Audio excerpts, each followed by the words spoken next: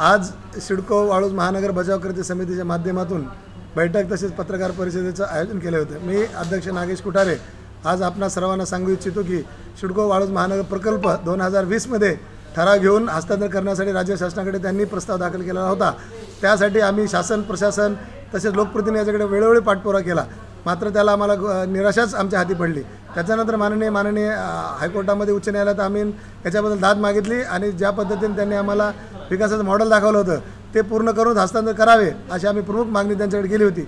या मागणीच्या अनुषंगाने माननीय उच्च न्यायालय नोटिसा बजावल्यानंतर सिडकोकडून कामास सुरुवात झाली, मात्र सिडकोने जो काही ठराव घेतला होता ते अत्यंत दुर्दैवी होता आणि आमची आजसुद्धा तीच मागणी आहे की सिडकोने ज्या पद्धतीनं एक मॉडेल दाखवलेलं आहे त्याच्यामध्ये सेवा सुविधा भूखंड असतील, मुख्य रस्ते असतील, स्ट्रीट लाईट असतील, पूल असतील, सर्व्हिस रोड असतील, मलनिस्र प्रकल्प असेल किंवा विविध सेवा सुविधाचे भूखंड असतील यांचा विकास करावा, अन्यथा सिडको बचाव समिती सुद्धा येणाऱ्या काळामध्ये मोठ्या प्रमाणात जन आंदोलन सुद्धा उभं करेल।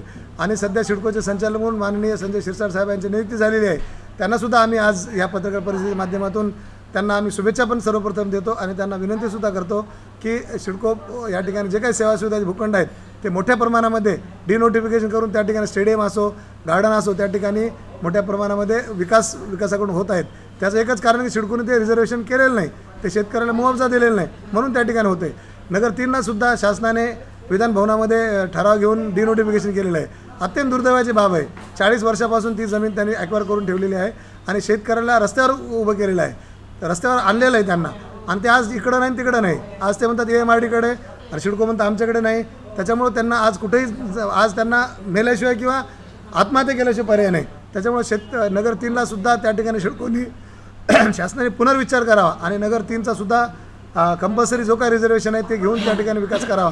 याचं कारण असं आहे की वाळूज महानगर परिसरामध्ये मोठ्या प्रमाणात कामगार वसाहत वाढत आहे आणि त्या ठिकाणी लोकांची मागणीसुद्धा आहे। आपण पाहतोय की आजूबाजूला बेकायदेशीर वसाहत निर्माण होती, मग या ठिकाणी सिडकोनी लवकरात लवकर हा प्रकल्प तो सुद्धा कंटिन्यू करावा, वाळूज महानगर सरकार त्यांनी हे करावं, अन्यथा आम्ही सिडको प्रशासन शासन या सर्वांच्या विरोधामध्ये जन आंदोलनसुद्धा उभं करू आणि यात माननीय उच्च न्यायालयात किंवा सुप्रीम कोर्टामध्ये तिथंसुद्धा आम्ही दाद मागू। धन्यवाद।